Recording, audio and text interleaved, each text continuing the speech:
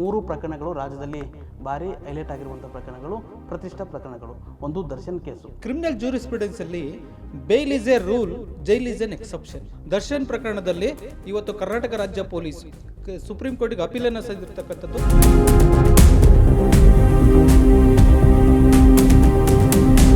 ಡಿ.ಕೆ. ಸುರೇಶ್ ಅವರ ಹೆಸರು ಹೇಳಿಕೊಂಡು ಐಶ್ವರ್ಯ ಗೌಡ ಎನ್ನುವಂಥವರು ಕೋಟಿಗಟ್ಟಲೆ ವಂಚನೆಯನ್ನು ಮಾಡಿದ್ದಾರೆ. ಉದ್ಯಮಿಗಳಿಗೆ, ಸಾಕಷ್ಟು ಜನರಿಗೆ ವಂಚನೆ ಮಾಡಿದ್ದಾರೆ. ಡಿ.ಕೆ.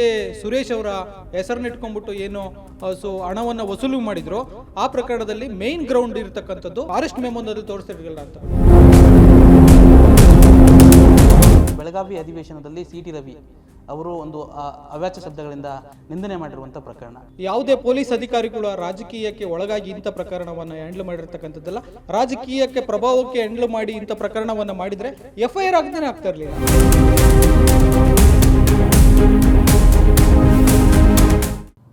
ಇತ್ತೀಚೆಗೆ ಪ್ರತಿಷ್ಠಿತ 3 ಪ್ರಕರಣಗಳಲ್ಲಿ ರಾಜ್ಯ ಪೊಲೀಸರಿಗೆ ನ್ಯಾಯಾಲಯದಲ್ಲಿ ಭಾರಿ ಮುಖಭಂಗ ಇರುವಂಥದ್ದು. ಯಾಕಂದರೆ ಪ್ರಕರಣದ ಆರೋಪಿಗಳನ್ನು ಬಂಧಿಸಿ ಅವರಿಗೆ ಅರೆಸ್ಟ್ ಮೆಮೊ ದೋಷದಿಂದ ಈಗ ಬೇಲ್ ಮೇಲೆ ಆರೋಪಗಳು ಹೊರ ಬಂದಿರುವಂಥದ್ದು.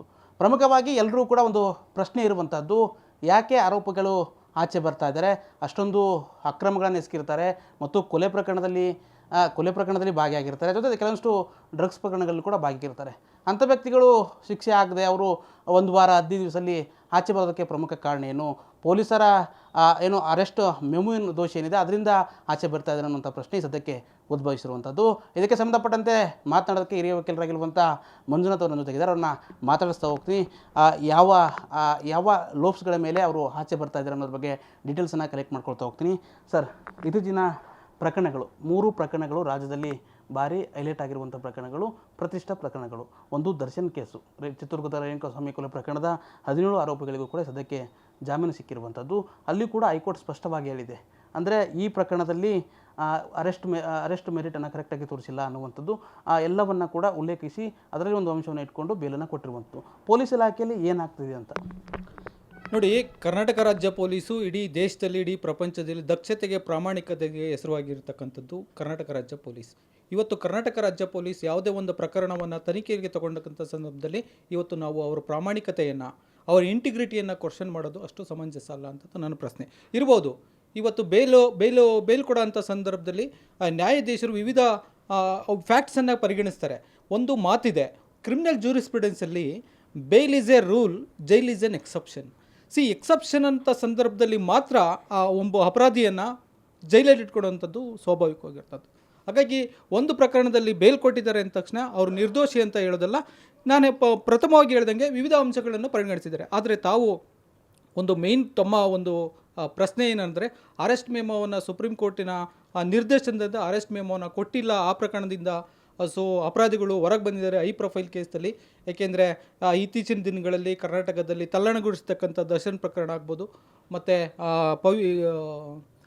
ಈ ವಿವಿಧ ಪ್ರಕರಣದಲ್ಲೂ ಕೂಡ ಇದೇ ಪ್ರಕರಣದಿಂದ ಹೊರಗೆ ಬಂದಿದ್ದಾರೆ, ಜಾಮೀನು ತೊಗೊಂಡು ಹೊರಗೆ ಬಂದಿರತಕ್ಕಂಥ ತಮ್ಮ ಪ್ರಶ್ನೆ ನೋಡಿ. ನ್ಯಾಯಾಲಯ ಪರಿಗಣಿಸತಕ್ಕಂಥ ಇದೊಂದೇ ಅಂಶವನ್ನು ಮಾತ್ರ ಪರಿಗಣಿಸಿಲ್ಲ, ಬೇರೆ ಬೇರೆ ಸರ್ಕಮ್ಸ್ಟ್ಯಾನ್ಷಿಯಲ್ಲಿ ಇರತಕ್ಕಂಥದ್ದು. ದರ್ಶನ್ ಪ್ರಕರಣದಲ್ಲಿ ಇವತ್ತು ಕರ್ನಾಟಕ ರಾಜ್ಯ ಪೊಲೀಸ್ ಸುಪ್ರೀಂ ಕೋರ್ಟಿಗೆ ಅಪೀಲನ್ನು ಸಲ್ಲಿಸಿರ್ತಕ್ಕಂಥದ್ದು. ಹಾಗಾಗಿ ಸುಪ್ರೀಂ ಕೋರ್ಟಲ್ಲಿ ಪ್ರಕರಣ ಈಗಾಗಲೇ ಪೆಂಡಿಂಗ್ ಇದೆ. ಅದರಲ್ಲಿ ಔಟ್ಕಮ್, ಅದರಲ್ಲಿ ಏನು ರಿಸಲ್ಟ್ ಏನು ಬರುತ್ತೆ ಅಂತ ನಾವು ಕೂಡ ನೋಡ್ತೀವಿ. ಆದರೆ ಒಂದು ಸುಪ್ರೀಂ ಕೋರ್ಟು ಈ ಇತ್ತೀಚಿನ ದಿನಗಳಲ್ಲಿ ನಿರ್ದಿಷ್ಟವಾಗಿ ಅಪರಾಧಿಗೆ ಅರೆಸ್ಟ್ ಮೆಮೋವನ್ನು ಕಂಪ್ಲೀಟಾಗಿ ಕೊಡಬೇಕಾಗುತ್ತೆ ಅನ್ನೋದ್ರ, ಇಲ್ಲ ಅಂದರೆ ಬೇಲ್ ತೊಗೋಬೋದು, ಡಿಫಾಲ್ಟ್ ಬೇಲ್ ಅಂತೀವಿ ನಾವು ಅದನ್ನ. ಆ ಡಿಫಾಲ್ಟ್ ಬೇಲನ್ನು ಇವು ಖಂಡಿತ ಇವು ಯಾವ ಪ್ರಕರಣದಲ್ಲಿ ಡಿಫಾಲ್ಟ್ ಬೇಲಿಂದ ಹೊರಗೆ ಬಂದಿರತಕ್ಕಂಥದ್ದಲ್ಲ. That is also one of the reason ಅಷ್ಟೇ, but that is not a conclusive reason. ಹಾಗಾಗಿ ಇದು ಅರೆಸ್ಟ್ ಮೆಮೊ ತೋರಿಸಿಲ್ಲ, ಪೊಲೀಸ್ ಇಲಾಖೆ ವಿಫಲವಾಗಿದೆ ಅಂತ ಹೇಳಿರೋದು ಕೂಡ ಅಷ್ಟು ಸಮಂಜಸ ಅಲ್ಲ ಅಂತ ನನ್ನ ಅಭಿಪ್ರಾಯ. ಸರ್, ಈಗ ಸಾರ್ವಜನಿಕ ವಲಯದಲ್ಲಿ ಒಂದು ಚರ್ಚೆ ಆಗ್ತಾ ಇರುವಂಥದ್ದು, ಯಾಕೆಂದರೆ 3 ಪ್ರಕರಣಗಳು ಸದ್ಯಕ್ಕೆ ಎಲ್ಲರ ಮುಂದೆ ಇರುವಂಥದ್ದು. ಒಂದು ಡಿ.ಕೆ. ಸುರೇಶ್ ಅವರ ಹೆಸರು ಹೇಳಿಕೊಂಡು ಐಶ್ವರ್ಯ ಗೌಡ ಎನ್ನುವಂಥವರು ಕೋಟಿಗಟ್ಟಲೆ ವಂಚನೆಯನ್ನು ಮಾಡಿದ್ದಾರೆ. ಉದ್ಯಮಿಗಳಿಗೆ, ಸಾಕಷ್ಟು ಜನರಿಗೆ ವಂಚನೆ ಮಾಡಿದ್ದಾರೆ. ಮತ್ತೊಂದು ಬೆಳಗಾವಿ ಅಧಿವೇಶನದಲ್ಲಿ ಸಿ.ಟಿ. ರವಿ ಅವರು ಒಂದು ಅವ್ಯಾಚ ಶಬ್ದಗಳಿಂದ ಮಾಜಿ ಸಚಿವರಿಗೆ ನಿಂದನೆ ಮಾಡಿರುವಂಥ ಪ್ರಕರಣ.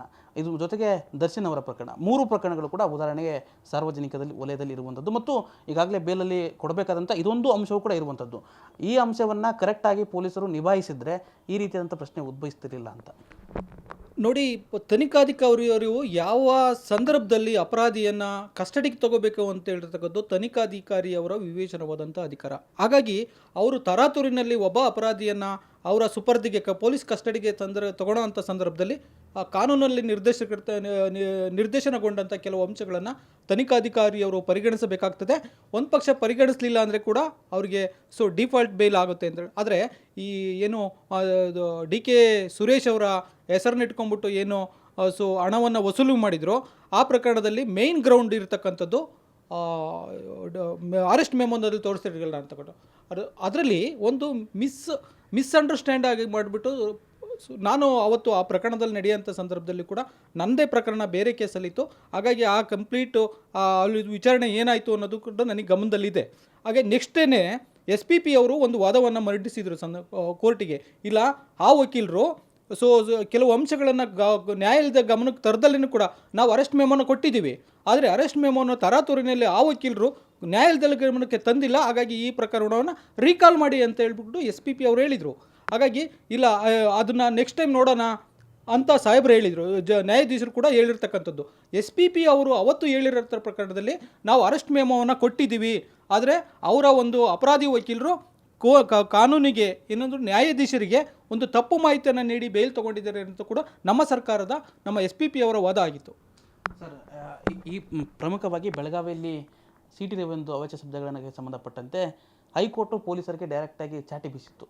ಯಾವ ಗ್ರೌಂಡ್ಸ್ ಮೇಲೆ ನೀವು ಅರೆಸ್ಟ್ ಮಾಡಿದ್ರಿ, ಅದು ನಿಮ್ಮ ಲಿಮಿಟ್ಸಲ್ಲಿ ಬರೋದಿಲ್ಲ. ಆ ರೀತಿಯಾಗಿ ಹೈಕೋರ್ಟು ಚಾಟಿ ಬೀಸಿ ಅವ್ರಿಗೆ ಯಾವ ಜಾಗದಲ್ಲಿದ್ದಾರೆ ಅಲ್ಲೇ ಬಿಡುಗಡೆ ಮಾಡಬೇಕು ಅನ್ನುವಂಥ ನಿಟ್ಟಿನಲ್ಲಿ ಹೈಕೋರ್ಟು ಪೊಲೀಸರಿಗೆ ನಿರ್ದೇಶನ ಕೊಡುವಂಥ ಕೆಲಸವನ್ನು ಮಾಡಿತು. ಎಲ್ಲೋ ಒಂದು ಕಡೆ ಪೊಲೀಸರಿಗೆ ಸರಿಯಾದ ರೀತಿಯಂಥ ಗೈಡ್ಲೈನ್ಸು ಕೊಡ್ತಾ ಇಲ್ವಾ ಇಲಾಖೆ? ಯಾಕಂದರೆ ಸುಪ್ರೀಂ ಕೋರ್ಟ್ನ ಗೈಡ್ಲೈನ್ಸ್ನ ಪೊಲೀಸರು ಮರಿತಾ ಇದ್ದಾರೆ. ಯಾಕಂದರೆ ಯಾವುದಾದ್ರೂ ಪ್ರಕರಣಗಳಾಗಿರ್ಬೋದು, ಆ ಗೈಡ್ಲೈನ್ಸ್ಗಳನ್ನು ಚಾಚು ಪಾಲಿಸಿ ಅವರನ್ನು ಅರೆಸ್ಟ್ ಮೆಮೊಗಳಾಗಿರ್ಬೋದು ಎಲ್ಲವನ್ನ ಕೂಡ ತೋರಿಸುವಂಥ ಕೆಲಸವನ್ನು ಮಾಡಬೇಕು. ಎಲ್ಲ ಒಂದು ಕಡೆ ವಿಫಲ ಆಗ್ತಾ ಇದೆಯಾ ಅಂತ ನೋಡಿ. ಇವತ್ತು ಪೊಲೀಸ್ ಇಲಾಖೆ ಕಾಂಗ್ರೆಸ್ ಸರ್ಕಾರ ಅಧಿಕಾರಕ್ಕೆ ಬಂದಾಗ, ಈಗ 2 ವರ್ಷದಿಂದ ಅಧಿಕಾರ ಬಂದಕ್ಕೆ ವಿಫಲವಾಗಿರ್ತಕ್ಕಂಥದ್ದಲ್ಲ. ಇವತ್ತು ಏನು ತನಿಖಾಧಿಕಾರಿಯವರು ಕೆಲವು ಸಂದರ್ಭದಲ್ಲಿ ಅವ್ರದ್ದೇ ಆದಂಥ ಒತ್ತಡಗಳಿರುತ್ತೆ. ಇವತ್ತು ಪೊಲೀಸ್ ಇಲಾಖೆ ನಮ್ಮೆಲ್ಲರಿಗೂ ಭದ್ರತೆ ಕೊಡಿರ್ತಕ್ಕಂಥದ್ದು, ನಮ್ಮೆಲ್ಲರಿಗೂ ರಕ್ಷಣೆ ಕೊಡಿರ್ತಕ್ಕಂಥದ್ದು. ಒಬ್ಬ ಪೊಲೀಸ್ ಅಧಿಕಾರಿ ಸಾಮಾನ್ಯವಾಗಿ ಅವರು ಕೂಡ ಮನುಷ್ಯರು ಇರ್ತಾರೆ, ನ್ಯಾಚುರಲಾಗಿ ಒಂದು ಮಿಸ್ಟೇಕ್ ಮಾಡ್ತಾರೆ. ಅದೇ ಒಂದು ಮಿಸ್ಟೇಕ್ ಇಟ್ಕೊಂಡ್ಬಿಟ್ಟು ಇಡೀ ಪೊಲೀಸ್ ಇಲಾಖೆ ದೌರ್ಜನ್ಯ, ಇದು ಪೊಲೀಸ್ಗೆ ಅವರ ಒಂದು ಇನ್ಎಫಿಷಿಯನ್ಸಿ, ಅವ್ರ ಎಬಿಲಿಟಿ ಇಲ್ಲ ಅಂತ ಹೇಳಿ ಕೂಡ ನಾವು ಹೇಳೋಕ್ಕಾಗೋದಿಲ್ಲ. ಇದು ಯಾವತ್ತೂ ಕೂಡ ನಡ್ಕೊಂಬಂದಿರತಕ್ಕಂಥದ್ದು. ಪೊಲೀಸ್ ಅಧಿಕಾರಿಯವರು, ಪೊಲೀಸ್ ತನಿಖಾಧಿಕಾರಿಗಳು, ಪೊಲೀಸ್ ಇಲಾಖೆ other time they will be commit the some of the mistakes, but that mistake cannot be constituted as it is a bad on the department. ಕೆಟ್ಟದು ಅಂತ ನಾವು ಡಿಪಾರ್ಟ್ಮೆಂಟಿಗೆ ಹೇಳೋಕ್ಕಾಗೋದಿಲ್ಲ. ನಾನು ಪ್ರಥಮವಾಗಿ ಹೇಳ್ದಂಗೆ ಇದು ಪ್ರಾಮಾಣಿಕತೆಯನ್ನು, ಅವರ ಇಂಟಿಗ್ರಿಟಿಯನ್ನು ನಾವು ಕ್ವಶನ್ ಮಾಡಿರ್ತಕ್ಕಂಥದ್ದಲ್ಲ. ಖಂಡಿತವಾಗ್ಲೂ ಕೂಡ ತಾವು ಏನು ಹೇಳ್ದಂಗೆ ಪೊಲೀಸ್ ಇಲಾಖೆಗೆ ಯಾವತ್ತೂ ಕೂಡ ಅವರಿಗೆ ಕಾಲಕ್ಕೆ ಅವರಿಗೆ ಟ್ರೈನಿಂಗನ್ನು ಕೊಡಬೇಕಾಗ್ತದೆ. ಎಲ್ಲ ಸಂದರ್ಭದಲ್ಲೂ ಕೂಡ ಅವರಿಗೆ ಒಂದು ಮಾಹಿತಿ ಇರಬೇಕಾಗುತ್ತೆ. ಒಂದು ಪ್ರಕರಣವನ್ನು ಅವರು ಏನು ತನಿಖೆ ಮಾಡೋಂಥ ಸಂದರ್ಭದಲ್ಲಿ ಅವರಿಗೆ ಲೀಗಲ್ ಅಡ್ವೈಸ್ ಇರಬೇಕಾಗ್ತದೆ. ಅವರಿಗೆ ಕಾಲಕ್ಕೆ ತಕ್ಕಂತೆ ಎಲ್ಲ ಸಂದರ್ಭದಲ್ಲೂ ಕೊಡಬೇಕಾಗುತ್ತೆ. ಇವತ್ತು ಕೊಟ್ಟಿರ್ತಕ್ಕಂಥದ್ದೆಲ್ಲ ನಾಳೆ ಅಲ್ಲ, ಇದು ಯಾವಾಗಲೂ ಕಂಟಿನ್ಯೂಯಸ್ ಆಗಿ ಈ ಪ್ರೋಸೆಸ್ಸು ಮಾಡಬೇಕಾಗುತ್ತೆ. ಇದು ಫಸ್ಟೂ ಮಾಡಬೇಕು, ಇನ್ನೂ ಕೂಡ ಮಾಡಬೇಕಾಗುತ್ತೆ. ಆ ಮಾಡಿದಂಥ ಸಂದರ್ಭದಲ್ಲಿ ಮಾತ್ರ ಒಂದು ಪ್ರಾಮಾಣಿಕವಾದಂಥ ದಕ್ಷತೆಯಿಂದ ಕೂಡಿರ್ತಕ್ಕಂಥ ತನಿಖೆ ಹೊರಗೆ ಬರೋಕ್ಕೆ ಸಾಧ್ಯ ಅಂತ. ಸರ್, ನಾವು ಕೂಡ ಪೊಲೀಸ್ ಇಲಾಖೆಯನ್ನು ಅಪ್ರಿಷಿಯೇಟ್ ಮಾಡ್ತೀವಿ. ಯಾಕಂದರೆ ಪೊಲೀಸ್ ಇಲಾಖೆ ಸಾಕಷ್ಟು ಪ್ರಕರಣಗಳಲ್ಲಿ ಕರ್ನಾಟಕ ಪೊಲೀಸರು ಏನು ಅನ್ನೋದನ್ನು ಪ್ರೂವ್ ಮಾಡಿ ತೋರಿಸಿದೆ. ಇಡೀ ದೇಶಕ್ಕೆ ಕರ್ನಾಟಕ ಪೊಲೀಸರು ಏನು ಅನ್ನೋದನ್ನು ಪ್ರೂವ್ ಮಾಡಿ ತೋರಿಸಿದ್ದಾರೆ. ಆದರೆ ಪರ್ಟಿಕ್ಯುಲರ್ ಆಗಿ ಈ 3 ಪ್ರಕರಣದಲ್ಲಿ ಪೊಲೀಸರು ಎಡವಿದಾರಾ? ಯಾಕಂದರೆ ರಾಜಕಾರಣಿಗಳ ಕೈಗೊಂಬೆಯ ಕೆಲಸ ಮಾಡ್ತಾ ಇದ್ದಾರೆ, ರಾಜಕಾರಣಿಗಳ ಹೇಳ್ದಂಗೆ ಕುಣಿತಾ ಇದ್ದಾರೆ ಅನ್ನುವಂಥ ಪ್ರಶ್ನೆ ಉದ್ಭವಿಸಿರುವಂಥದ್ದು. ಖಂಡಿತ ನಾವು ಕರ್ನಾಟಕ ರಾಜ್ಯ ಪೊಲೀಸಿಗೆ ಅವರ ಪ್ರಾಮಾಣಿಕತೆಯನ್ನು ನಾವು ಕ್ವಶನ್ ಮಾಡೋಂಥದ್ದಲ್ಲ. ಇವತ್ತು ಯಾವುದೇ ಪೊಲೀಸ್ ಅಧಿಕಾರಿಗಳು ರಾಜಕೀಯಕ್ಕೆ ಒಳಗಾಗಿ ಇಂಥ ಪ್ರಕರಣವನ್ನು ಹ್ಯಾಂಡ್ಲ್ ಮಾಡಿರ್ತಕ್ಕಂಥದ್ದಲ್ಲ. ರಾಜಕೀಯಕ್ಕೆ ಪ್ರಭಾವಕ್ಕೆ ಹ್ಯಾಂಡ್ಲ್ ಮಾಡಿ ಇಂಥ ಪ್ರಕರಣವನ್ನು ಮಾಡಿದರೆ FIR ಆಗದೇ ಆಗ್ತಾ ಇರಲಿಲ್ಲ, ತನಿಖೆನೇ ಸ್ಟಾರ್ಟ್ ಆಗ್ತಾ ಇರಲಿಲ್ಲ. ಯಾಕೆ ದರ್ಶನ್ ಅಂತ ಪ್ರಕರಣದಲ್ಲಿ 6 ತಿಂಗಳು ದರ್ಶನ್ ಜೈಲಲ್ಲಿದ್ದರು. ಅವ್ರಿಗೆ ಯಾವುದೇ ಒತ್ತಡ ಬಂದರೂ ಕೂಡ ಕರ್ನಾಟಕ ರಾಜ್ಯ ಪೊಲೀಸ್ ಯಾವುದೇ ಒತ್ತಡಕ್ಕೆ ಮಾಡಿರ್ತಕ್ಕಂಥದ್ದು, ಕಾನೂನು ಪ್ರಕಾರ ಕೆಲಸ ಮಾಡಿರ್ತಕ್ಕಂಥದ್ದು. ಇವತ್ತು ನ್ಯಾಯಾಲಯ ಬೇಲ್ ಕೊಟ್ಟಿರ್ತಕ್ಕಂಥದ್ದು ಯಾವುದೇ ರಾಜಕಾರಣಿ ಪ್ರಭಾವ ಬೀರಿ ಬೇಲಿಂದ ಹೊರಗೆ ಬಂದಿರತಕ್ಕಂಥದ್ದಲ್ಲ. ಇದು ಪೊಲೀಸ್ ಬೇಲಲ್ಲ, ಇದು ಜುಡಿಷಿಯಲ್ ಬೇಲ್ ಕೊಟ್ಟಿರ್ತಕ್ಕಂಥದ್ದು. ಹಾಗಾಗಿ ರಾಜಕೀಯವಾಗಿ ಪ್ರೇರಿತವಾಗಿ ಕರ್ನಾಟಕ ರಾಜ್ಯ ಪೊಲೀಸ್ ಇಲಾಖೆ ಕೆಲಸ ಮಾಡ್ತಾ ಇರ್ತಕ್ಕಂಥದ್ದನ್ನು ಕೂಡ ನಾವು ಭಾವಿಸಬಾರ್ದು. ಇದು ನನ್ನ ಅಭಿಪ್ರಾಯದಲ್ಲಿ ಕರ್ನಾಟಕ ರಾಜ್ಯ ಪೊಲೀಸು ರಾಜಕೀಯ ಒತ್ತಡಕ್ಕೆ ಒಳಗಾಗೋದಿಲ್ಲ ಅಂತ ನನ್ನ ಅಭಿಪ್ರಾಯ. ಈಗ ಸಾಕಷ್ಟು ಪ್ರಕರಣಗಳು ಕೂಡ ಉದಾಹರಣೆಗಿರುವಂಥದ್ದು. ಯಾಕಂದರೆ ಸದ್ಯಕ್ಕೆ ಮೇಲ್ನೋಟಕ್ಕೆ ಕಾಣ್ತಾ ಇರುವಂಥದ್ದು ಸಿ ಟಿ ರವಿ ಅವರ ಪ್ರಕರಣ. ಸಿ ಟಿ ರವಿ ಅವರನ್ನು ಬಂಧನ ಮಾಡ್ತಾರೆ, ಅವರನ್ನು ಸುತ್ತಾಡಿಸುವಂಥ ಕೆಲಸವನ್ನು ಮಾಡ್ತಾರೆ. ಇದು ಎಲ್ಲೋ ಒಂದು ಕಡೆ ಒಬ್ಬ ಆರೋಪಿ ಆಗಿರ್ಬೋದು ಅಥವಾ ಅವರನ್ನು ಬಂಧಿಸಿರೋಗಿರ್ಬೋದು, ಅವರನ್ನು ಕಸ್ಟಡಿಯಲ್ಲಿ ಇಟ್ಕೋಬೇಕು, ಇಡೀ ರಾತ್ರಿ ಸುತ್ತಾಡುವಂಥ ಅವಶ್ಯಕತೆ ಇತ್ತಾ? ಇದು ರಾಜಕಾರಣಿಗಳ ಕೈಗೊಂಬೆಯಾಗಿ ಪೊಲೀಸರು ಕುಣಿತಾ ಇದ್ದಾರೆ ಅಂತ ಅನಿಸಲ್ವಾ ಅಂತ? ನೋಡಿ, ನಾನು ವಿವಿಧ ಮಾಧ್ಯಮದ ಮೂಲಕ ಈ ವಿಚಾರವನ್ನು ಸುಮಾರು ಮಾತಾಡಿದ್ದೇನೆ. ಇವತ್ತು ಸಿ ಟಿ ರವಿ ಅವರಿಗೆ ಅನ್ಯಾಯ ಆಗಿದ್ದರೆ ಅವ್ರಿಗೆ there are so many forms to file complaint against police also. ಪೊಲೀಸರ ಮೇಲೆ ಕಂಪ್ಲೇಂಟ್ ಫೈಲ್ ಮಾಡ್ಬೋದು ಅವರು. ನನಗೆ ಈ ಥರ ನನಗೆ ಮಾನವ ಹಕ್ಕುಗಳ ಉಲ್ಲಂಘನೆ ಆಗಿದೆ, ಬಿಡಿ, ನಾನು ಒಬ್ಬ ಒಂದು ವಿಧಾನಸಭೆಯ ಸದಸ್ಯ, ವಿಧಾನ ಪರಿಷತ್ತಿನ ಸದಸ್ಯ, ನನಗೆ ಆದಂಥ ಪ್ರಿವಿಲೇಜಸ್ ಇರುತ್ತೆ ಅನ್ನೋದ್ರ ಬಗ್ಗೆ ಮಾತಾಡೋದಿಲ್ಲ. ನನಗೆ ಮಾನವ ಹಕ್ಕುಗಳ ಉಲ್ಲಂಘನೆ, ಮಾನವ ಹಕ್ಕುಗಳ ಆಯೋಗ ಇದೆ, ಒಂದು ಕಂಪ್ಲೇಂಟ್ ಕೊಡಲಿ. ನೋಡಿ, ಸುಮ್ಮನೆ ಬಂದು ನಮ್ಮ ಜೊತೆ ಮಾತಾಡೋದು, ಒಂದು ಸಾರ್ವಜನಿಕವಾಗಿ ಮಾತಾಡೋದು, ಸಾರ್ವಜನಿಕರ ಮೇಲೆ ಒಂದು ಕೈಂಡ್ನೆಸ್, ಮರ್ಸಿ ಕ್ರಿಯೇಟ್ ಮಾಡೋದು, ಅದು ಸಮಂಜಸ ಅಲ್ಲ. ಅವ್ರಿಗೆ ಅನ್ಯಾಯ ಆಗಿದ್ದರೆ ಖಂಡಿತವಾಗಿ ರಾಜ್ಯ ಮಾನವ ಹಕ್ಕುಗಳ ಆಗಿದೆ, ರಾಷ್ಟ್ರೀಯ ಮಾನವ ಹಕ್ಕುಗಳ ಇದೆ, ಅವ್ರ ಕಂಟ್ರೋಲ್ ಇರತಕ್ಕಂಥದ್ದು, ಅವ್ರ ಪಕ್ಷದ ಕಂಟ್ರೋಲ್ ಇರತಕ್ಕಂಥ ಆಯೋಗಕ್ಕೂ ಕೂಡ ಇವತ್ತೆಲ್ಲ ರೀತಿಯಾದಂಥ ಅವ್ರಿಗೆ ಎಲ್ಲ ತನಿಖೆ ಮಾಡೋ ಅಂಥ ಅಧಿಕಾರ ಇರತಕ್ಕಂಥದ್ದು. ಪೊಲೀಸ್ ಕಂಪ್ಲೇಂಟ್ ಮಾಡಿ ಅಂತೇಳಿ ಡೈರೆಕ್ಷನ್ ಕೊಡಬೇಕು ಆದಂಥ ಅಧಿಕಾರ ಮಾನವ ಹಕ್ಕುಗಳ ಆಯೋಗಕ್ಕಿದೆ. ಸೊ ಹಾಗಾಗಿ ಅವರು ಮಾನವ ಹಕ್ಕುಗಳು ಆಯೋಗ, ನಮ್ಮ ಕರ್ನಾಟಕ ರಾಜ್ಯ ಪೊಲೀಸ್ ಬಗ್ಗೆ ನಂಬಿಕೆ ಇಲ್ವಾ? ಬೇಡ, ಅವ್ರದ್ದೇ ಆದಂಥ ರಾಷ್ಟ್ರೀಯ ಮಾನವ ಹಕ್ಕುಗಳ ಆಯೋಗ ಇದೆ. ಮಾನವ ಹಕ್ಕುಗಳ ಆಯೋಗಕ್ಕೆ ಕಂಪ್ಲೇಂಟ್ ಕೊಡೋದು ತೊಂದರೆ ಇಲ್ಲ. ಇವತ್ತು ನ್ಯಾಯಾಲಯಕ್ಕೆ ಡೈರೆಕ್ಟಾಗಿ PCR ಫೈಲ್ ಮಾಡ್ಬೋದು. ಪೊಲೀಸ್ ಕಂಪ್ಲೇಂಟ್ ಪೊಲೀಸರ ಬಗ್ಗೆ ಇವರು ರಾಜಕೀಯವಾಗಿ ಪ್ರೇರಿತವಾಗಿ ಕೆಲಸ ಮಾಡ್ತಾರೆ ಅನ್ನೋ ಅಭಿಪ್ರಾಯ ಸಿ ಟಿ ರವಿ ಅವ್ರಿಗಿದ್ರೆ ಅವರು ಒಂದು PCR ಹಾಕ್ಬೋದು.